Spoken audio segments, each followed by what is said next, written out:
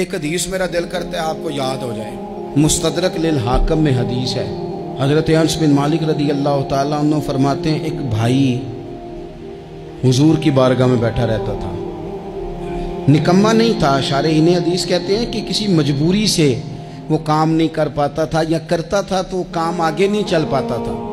ذہنی صلاحیت ہی شاید زیادہ نہیں تھی۔ یہ حدیث مشکات میں بھی موجود ہے، مستدرک للحاکم میں بھی موجود ہے۔ حضرت انس بن مالک رضی اللہ تعالیٰ عنہ فرماتے ہیں وہ حضور کی بارگاہ ناز میں بیٹھا رہتا تھا، اس کے بھائی نے آ کے شکایت کی، یا رسول اللہ صلی اللہ تعالیٰ علیہ وسلم، یہ کوئی کام ہی نہیں کرتا، کوئی محنت نہیں کرتا، کوئی جدوجہد نہیں کرتا، آگے نہیں بڑھتا، مجھے اس کی ضروریات کی کفالت کرنی پڑتی ہے، مجھے جدوجہد کرنی پڑتی ہے، مجھے اس کے معاملات کا خیال رکھنا پڑتا ہے، آپ اسے سمجھائیں۔ تو حضور نے بہت سارے لوگوں کو سمجھایا جو کام نہیں کرتے تھے۔ ہمیں سیاستہ میں وہ حدیث بھی ملتی ہے جس بندے کو نبی پاک صلی اللہ علیہ وسلم کہا تھا کہ تیرے پاس جو بھی گھر میں ہے لا، تو وہ پیالہ اور کمبل لائے تھے، حضور نے بیچ کے کہا تھا جا کلاڑا خرید کے لا اور لکڑیاں کاٹ کے تو بھیج کے اپنا اور اپنے گھر والوں کا پیٹ پال۔ یہ ساری باتیں اپنی جگہ پر یہاں نبی پاک نے ایک روحانی مسئلے کا حل بھی بتایا۔ اللہ کے محبوب علیہ السلام سے عرض کی حضور یہ یہیں بیٹھا رہتا ہے اور سارے ہی کام مجھے کرنے پڑتے ہیں۔ حضور نے نظر مبارک اٹھا کے بھائی کی جانب دیکھا جو بھائی کا شکوہ کر رہا تھا، تو قریب محبوب فرمانے لگے ہو سکتا ہے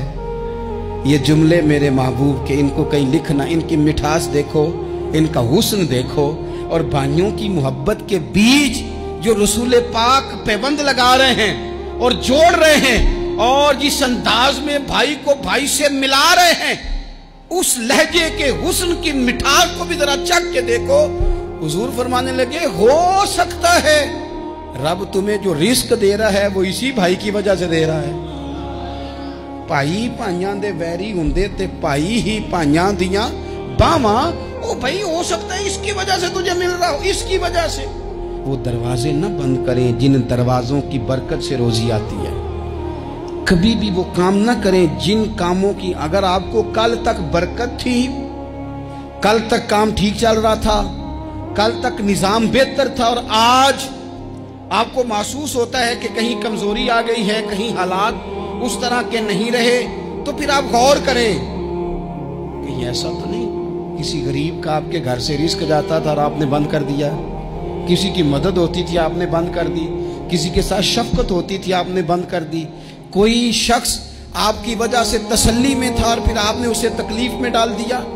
اللہ کے محبوب نے فرمایا تمہارے کمزوروں کی وجہ سے تمہیں رزق دیا جاتا ہے، تمہارے ضعیفوں کی وجہ سے تمہیں رزق دیا جاتا ہے۔ تم نے تو ایک بندہ یہ کہہ کے نکال دیا کہ جا تیری تنخواہ میں نہیں دے سکتا، لیکن کیا پتا کہ اس کی تنخواہ کی وجہ سے ہی باقی سارا کچھ بھی آتا ہو، کیا پتا کہ اسی کے سبب سے اللہ انعام فرماتا ہو۔ لہٰذا ان روحانی مسائل کا بھی تھوڑا سا خیال کریں۔